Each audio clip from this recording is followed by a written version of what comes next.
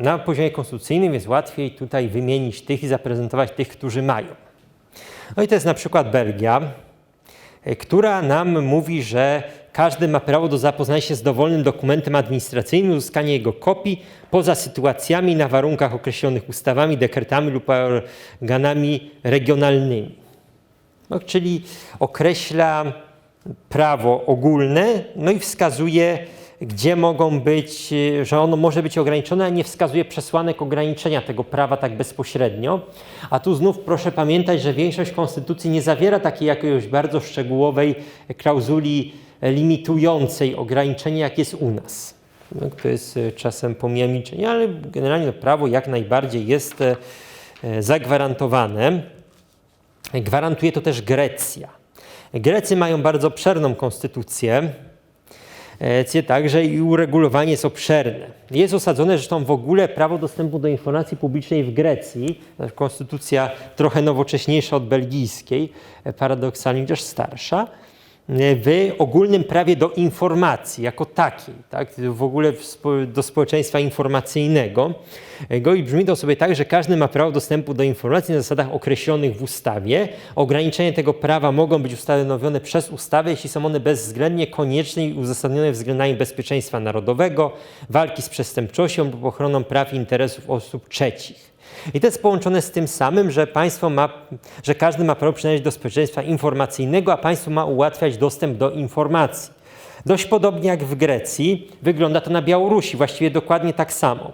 Jest to prawo, są wskazane ograniczenia, jest też mowa o tym społeczeństwie informacyjnym i o roli tam państwa w zapewnianiu dostępu do tejże rzetelnej informacji. To wygląda tak samo od strony jakby teoretycznie Szwecja jest bardzo dokładna, jak mówiłem, tu jest fragment po prostu ustawy bardzo szczegółowy, tak naprawdę, czyli każdy ma prawo zapoznawania się ogólnie rzecz biorąc z dokumentami publicznymi. Są wskazane ograniczenia, czyli bezpieczeństwo państwa, stosunki z innymi państwami lub organizacją międzynarodową. Tutaj jako konieczność zapobiegania przestępstwom, interes ekonomiczny ogółu, czyli taka klauzula dość otwarta, ochrona stosunków ekonomicznych dóbr jednostki, konieczność zachowania gatunku zwierząt lub roślin może ograniczać dostęp do informacji publicznej w Szwecji. Cóż, jeszcze ogólna polityka w zakresie finansów, pieniądza i zasobów walutowych też może być ograniczeniem. Czyli paradoksalnie Szwedzi na tym poziomie tej konstytucji, znaczy ustawy o randze konstytucji, dość szerokie przesłanki tworzą. No jakby takie wpisać u nas, na przykład ten interes ekonomiczny ogółu jako tam ograniczający, albo nie wiem, choćby konieczność zachowania gatunków zwierząt lub roślin, no to tak to mogłoby być. Oczywiście Szwedzi mają też tak, że niezależnie od tych ograniczeń, o których tu mowa, to jednak zarówno rząd, jak i parlament mogą zezwolić mimo tych ograniczeń na wydanie takiego dokumentu ze względu na okoliczności sprawy. Jest definicja dokumentu publicznego i co jest dokumentem publicznym. Czym jest definicja notatki służbowej, jest tutaj mowa o protokołach, o kwestii wyroków, jest dokładnie wyliczone, czego się nie uważa za dokumenty publiczne. I to jest dość ciekawe, ponieważ Szwedzi za dokumenty publiczne nie uważają listów, telegramów lub podobnych dokumentów przesłanych lub sporządzonych przez organ władzy publicznej wyłącznie w celu przekazania informacji. Innymi słowy, nie można by się domagać ujawnienia po prostu treści samej korespondencji mailowej gdzieś między urzędnikami, jako treści informacji publicznej. Komunikaty lub podobne dokumenty przekazywane organowi władzy publicznej lub przez ten organ sporządzone w celu ich opublikowania w piśmie periodycznym wydawanym przez ten organ. Nie są też dokumentem publicznym. Materiał drukowany, zapis obrazu lub dźwięku bądź inny dokument wchodzący w skład biblioteki lub przekazany do archiwum publicznego wyłącznie w celu przechowywania i zabezpieczenia albo w celach naukowych i badawczych, także prywatne listy, pisma i adnotacje przekazane organowi władzy publicznej w ściśle określonym celu. Oczywiście, jeżeli tu mamy te dokumenty w bibliotece, to one i tak są dostępne, więc tutaj, ale nie są uznawane za dokument publiczny, którego ja mógłbym żądać w trybie dostępu do informacji publicznej. Dlaczego? No ponieważ właściwie za skan książki z biblioteki, no to ja muszę zapłacić, a rzecz polega na tym, że tu musieliby mi wydrukować i przesłać, albo sami zeskanować i przesłać. Najbanalniejsze wytłumaczenie, nie o co tu chodzi i nie obciążać mnie kosztami i tego dostępu do tego, więc stąd jest wyjęta. No i tutaj tak, zapis treści dokumentu tu takiego, który był wcześniej wymieniony, o ile oryginał nie był uznawany za dokument publiczny, ale oczywiście nie uznaje się za dokumenty wchodzące w skład bibliotek, nagrań w bazach danych, do których organ władzy publicznej posiada dostęp w ramach umowy z innym organem, jeśli nagranie jest ogólnie dostępne w tym organie. Nie sam dokument publiczny, Szwedzi stanowią, powinien być udostępniany natychmiast lub w możliwie najkrótszym czasie, na miejscu bez opłat, w stanie umożliwiającym odczytanie, wysłuchanie bądź w inny sposób odtworzenie treści. Można sobie kopiować oczywiście, jeszcze jak najbardziej. Może też przesłać, o ile udostępnienie na miejscu byłoby bardzo trudne. Tutaj jest też cała procedura oczywiście dochodzenia, gdyby ktoś nie chciał udostępnić takiego dokumentu publicznego. No jak mówię, to jest cała akurat regulacja dość obszerna, po prostu to jest ustawa w tym wszystkim. I dalej mamy dostęp do informacji gwarantowany w Czarnogórze każdemu do informacji wytwarzanej przez organy władzy publicznej lub te, które wykonują władzę publiczną. To oczywiście obejmuje też samorząd. Ograniczeniem jest ochrona życia, zdrowia publicznego, moralności, prywatności, zapobieganie nieprzestępczości, bezpieczeństwo i obronność Czarnogóry. No i oczywiście polityka zagraniczna, monetarna lub gospodarcza jest ograniczeniem. Zauważmy, że my ograniczenia dotyczącego wyłączenia z informacji publicznej dostępu na bezpośrednio wskazaną politykę zagraniczną, monetarną lub gospodarczą nie mamy. Tak? U nas, żeby odmówić czegoś z tego zakresu, trzeba się jednak powołać na bezpieczeństwo państwa. A po prostu na to. Nie mamy tego zupełnie odrębnie, co przecież wymienienie czegoś takiego, my mówimy o polityce po prostu prowadzonej, no i gdzie nie musi wchodzić w takim razie, bez to samodzielna przesłanka, zagadnienie bezpieczeństwa państwa, żebyśmy tutaj mogli komuś odmówić, no to tworzy dość daleko posuniętą możliwość odmawiania. Tak? Szczególnie objęcie tym całej tej sfery gospodarczej, gdzie my nie wykazujemy tego, że w ten sposób chronimy bezpieczeństwo, porządek publiczny, tylko po prostu jest jakaś informacja z zakresu polityki gospodarczej państwa planowanej gdzieś tam. No to jeszcze oczywiście zapis tego, no to jest pytanie, jak rozwiniętą działalność gospodarczą prowadzi państwo na przykład, tak? Albo co o jego tutaj planach. Ale coś takiego jak najbardziej istnieje. Podobnie jest w Albanii. Znaczy ona mówi, że po pierwsze każdemu gwarantuje się prawo do informacji. I tutaj to prawo jest wykonywane zgodnie z ustawą albo zgodnie z prawdą. Z prawem można tutaj otrzymać informacje o aktywności organów państwowych i osób wykonujących funkcje publiczne. Jeżeli każdy ma możliwość i odrębnie w ramach tego dostępu do informacji publicznej, Albańczycy gwarantują, bo nie osobno mają jawność obrad parlamentu, ale osobno przy dostępie do informacji publicznej gwarantują każdemu prawo obecności na posiedzeniach organów kolegialnych. Właściwie jako jedyni z tych państw, które tutaj europejskich mają to wymienione. Znaczy tam ma jeszcze nieuznawane Kosowo, tak? Nie przez wszystkich uznawane, więc dlatego tu się nie pojawiło. Serbowie to mają. Serbowie twierdzą, że każdy ma prawo do informacji publicznej, aktualnej, pełnej, dostarczonej, terminowo, tak stosunkowo szybko, tak tutaj jest, w sprawach o znaczeniu publicznym. Czyli tu się pojawia kryterium przy dostępie do informacji publicznej, że sprawa musi mieć znaczenie publiczne. Tak? To oczywiście trzeba zdefiniować, co to znaczy. I uwaga, nakłada się przy tym dostępie obowiązek poszanowania tego prawa na media, wskazując, że istotną rolę w zagwarantowaniu rzeczywistego dostępu do informacji publicznej odgrywają media, w związku z czym mają szanować to prawo obywateli, by taką informację otrzymali po prostu. Aktualną, pełną, no i oczywiście we właściwym terminie, nie na bieżąco ją otrzymywali. Czyli to jest takie nie do końca, w pierwszym rzędzie nie do końca adresowane do organów państwa, co po prostu do mediów, do tych, którzy i tak z racji zawodowych pewne rzeczy śledzą, ten dostęp do informacji w sposób profesjonalny pozyskują. Jest wskazane tutaj jakie, ale oczywiście odrębnie zagwarantowane prawo dostępu do informacji, która została wytworzona przez organy państwowe oraz organizacje, w którym delegowano wykonywanie pewnych funkcji publicznych zgodnie z prawem. To są jakby dwa odrębne zdania, ale jak sądzę, no z tutaj systematyki tego artykułu Konstytucji Serbskiej można by jednak też uznać, że ta informacja, o którą się występuje do tych organów, już typowo publiczna, no też musi odpowiadać tym wymogom, że ona ma być pełna, ma być dostarczana bezzwłocznie, tak, w najkrótszym możliwym terminie, czy tak jak to Szwedzi zapisują, że to ma być jednak informacja aktualna, tak żeby to było prawo rzeczywiste, czyli skoro wymagamy tego od mediów, to tym bardziej należy najpewniej wymagać tego od organów władzy. Tak przynajmniej logicznie by się wydawało.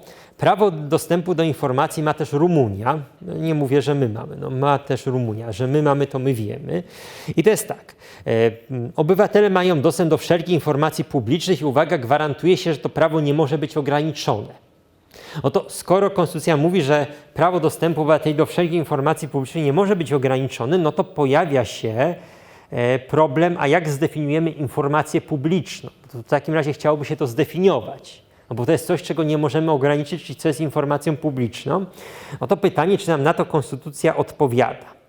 No to Konstytucja nam dalej mówi w ustępie 2, że władze publiczne stosownie do swoich kompetencji są zobowiązane do rzetelnego informowania obywateli o sprawach publicznych oraz dotyczących interesu osobistego obywateli. A w ustępie 3, że prawo do informacji nie może naruszać środków ochrony młodocianych lub bezpieczeństwa narodowego, co oznacza, że już się jakieś ograniczenie pojawia i podobnie jak we wskazanych wcześniej państwach typu Serbia, pojawia się też to, że środki przekazu masowego, publiczne i prywatne są zobowiązane do rzetelnego informowania opinii publicznej. To tu się pojawia pytanie oczywiście, kto określa, że ktoś informuje rzetelnie albo nierzetelnie. Ktoś to też musi określić.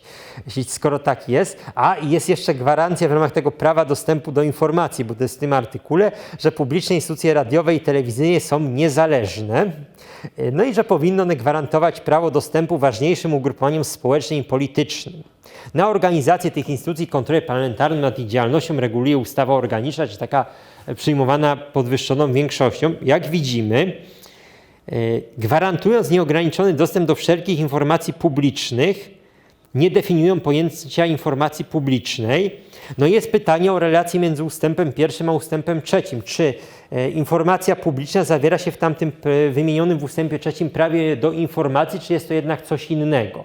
Ja bym stawiał na to, że jest to mimo wszystko coś innego tutaj, no bo prawo do informacji wydaje się, że tu bardziej osadzone w ustępie 3 w tej sferze medialnej, informacji medialnej. Rzeczywiście pewne informacje podawane przez media podane mogłyby naruszyć dobro osób małoletnich lub to bezpieczeństwo narodowe, ale niezależnie od tego zauważmy, że Rumuni wskazują tylko na 2 przesłanki. Dość raczej takie łatwe do wykazania, że coś istnieje. Ochrona osoby młodocianej, jej dobro, przy tych informacjach, o które byśmy występowali. No i bezpieczeństwo państwa. No to bezpieczeństwo znaczy bezpieczeństwo narodowe. No oczywiście pojęcie bezpieczeństwa narodowego można różnie interpretować i są też wiadomo bardzo szerokie interpretacje tego, czym jest bezpieczeństwo narodowe i w sposób daleko idący niektórzy próbują rozciągać, chociaż prawda jest taka, że generalna wykładnia jest taka, że to różnego rodzaju klauzule ograniczające powinno się interpretować zawężająco, a nie rozszerzająco. Praktyka jest tu oczywiście czasem inna. Prawo do informacji zawiera Mołdawia. I otóż jest to bardzo podobne do Rumunii, w końcu to nawet przecież Mołdawski Sąd Konstytucyjny to ma wątpliwości, czy istnieją Mołdawianie, także tu tak dał wyraz, w każdym razie dał wyraz, że na pewno nie istnieje język mołdawski, chociaż Konstytucja mołdawska twierdzi inaczej. Sąd twierdzi inaczej, więc nie wiemy, czy Mołdawianie istnieją. Załóżmy, że istnieją, ale jest jednak podobnie do Rumunii, czyli znów nie można ograniczyć dostępu do informacji o znaczeniu publicznym. Musimy rzetelnie informować. Znów uwaga, jest przy prawie do informacji inne działanie, że prawo do informacji nie może szkodzić działaniom służącym ochronie obywateli albo bezpieczeństwu narodowemu.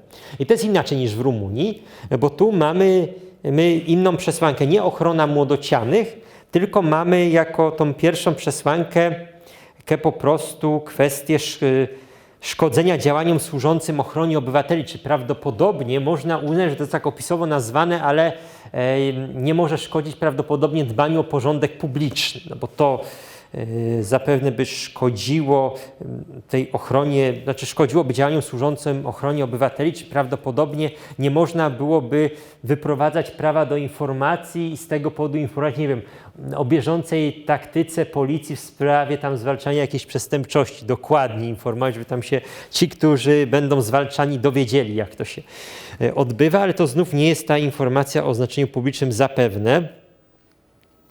Jest obowiązek rzetelnego informowania przez media, no i jest zakaz cenzury środków masowego przekazu, za to nie ma nic o mediach publicznych, więc są jednak pewne różnice.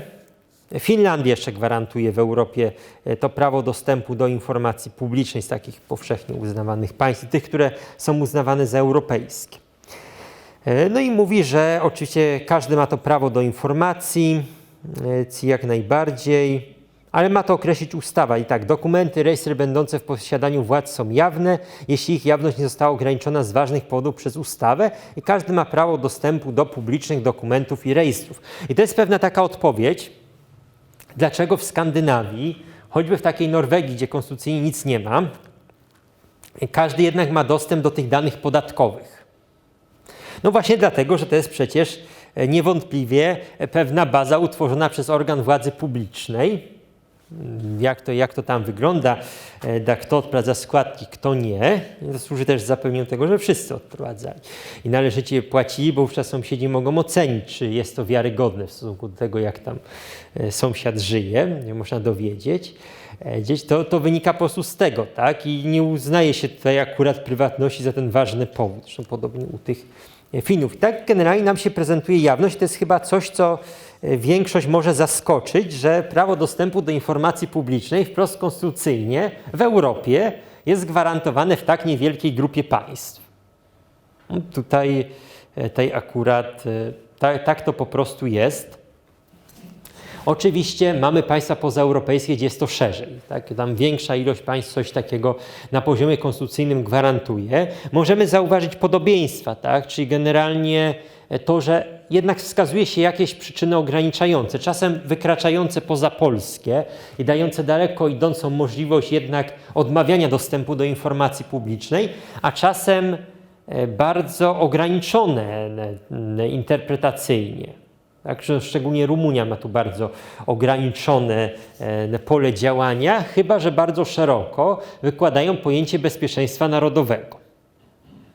To jest jedyna, no bo ochronę młodocianych nie możemy za bardzo rozszerzać przy dostępie do różnego rodzaju informacji publicznej. No ciężko tutaj o tym mówić. Wiecie, po prostu, że właśnie Mołdawia ma informację o znaczeniu publicznym, też niekoniecznie jest informacja publiczna, tylko mająca znaczenie, więc tutaj wiadomo, że oczywiście praktyczna realizacja tych zapisów, ona się klaruje w praktyce organów, w aktywności obywateli, czy obywatele o to realnie występują, czy nie występują. I to jest oczywiście odrębną sprawą, tam są ustawy, które to regulują jak najbardziej, czasem, z przykładów jawności. Żeby nie było, bo ktoś powie, to my tam gwarantujemy, proszę jakaś tam Mołdawia, Rumunia, bo tam wiadomo. Podam Państwu ciekawy przykład z punktu widzenia dostępu do informacji. Otóż my w Polsce od niedawna mamy dostęp do informacji, takiej tam do oświadczeń majątkowych sędziów, ale do ciekawszej nawet informacji, a mianowicie do jakich stowarzyszeń i organizacji społecznych należą sędziowie i prokuratorzy. Otóż taki dostęp od wielu, wielu lat jest gwarantowany m.in. w Rumunii, w Mołdawii, w Bułgarii, oprócz tego gdzieś we Francji, w Luksemburgu. Tam normalnie oni faktycznie takie oświadczenia składali, to jest publikowane w internecie, jest to uznawane za nie tylko informację publiczną dla obywatela istotną, ale też za coś, co nawet obywatel nie musi występować, tylko ma po prostu jeden centralny rejestr. Oni mają o wiele łatwiej niż my, bo my to musimy tego na stronie każdego sądu szukać. Oni mają centralny rejestr i po prostu wyszukujemy sobie i mamy tam i oświadczenia majątkowe z wielu lat, i tam jak te organizacje i inne rzeczy, to po prostu istnieje w jednym miejscu. Bułgarzy też to mają, którzy w konstytucji nie mają dostępu do informacji publicznej, to jest. Oni z tymi oświadczeniami sędziowskimi mają w ogóle bardzo zabawnie, ponieważ przewidują dostęp do Znaczy przewidują obowiązek sędziego podania, do jakich grup nieformalnych należy. Że i tajnych, tak? Grupa nieformalna, tajna. Tutaj tajna też rozumie, bo istnieją jakieś tajne stworzenia, jak gorzej z tą nieformalną, którą tam trzeba przedstawić, że do niej się tam należy, ale to wbrew pozorom istnieje tam od lat. Nikt tego w zakresie takiego rzeczywistego dostępu do informacji, zresztą ważnej, bo ja pamiętam, że raz to tłumaczyłem tak obrazowo, dlaczego jest ważne akurat to. No przecież jak mamy sędziego, załóżmy, który tam powiedzmy, że jest zapalonym obrońcą zwierząt. Ja też bardzo lubię zwierzęta, więc to też bym się pewnie kwalifikował, ale działa sobie jeszcze w jakiejś organizacji prozwierzęcej po godzinach i przychodzi mu tam myśliwy, który tam do sądu, który powiedzmy jeszcze jest coś związanego z polowaniem, na przykład myśliwy pozwał jakiegoś ekologa, który tam mu zakłócał rzekomo polowanie, tak? I mamy tam sędziego, który działa sobie w jakiejś wiwie. No, moim zdaniem to jest podstawa do wyłączenia tego sędziego, z racji tego, że no, może powstać uzasadniona wątpliwość co do bezstronności. Nie, że on nie będzie bezstronny, tylko przecież podstawą jest sama możliwość powstania wrażenia i tak dalej. A to jest możliwość, no bo jeżeli on tam sobie działa w jakiejś podobnej organizacji, ma tego typu spór, a wiadomo, że on tam wojuje z tymi polowaniami, albo no, jest zapalonym myśliwym, no to może być przyczyna, tylko że bez tego typu przecież publicznie dostępnej informacji my w ogóle nie wiemy, że może zachodzić potencjalny konflikt i przesłanka do wyłączenia sędziego.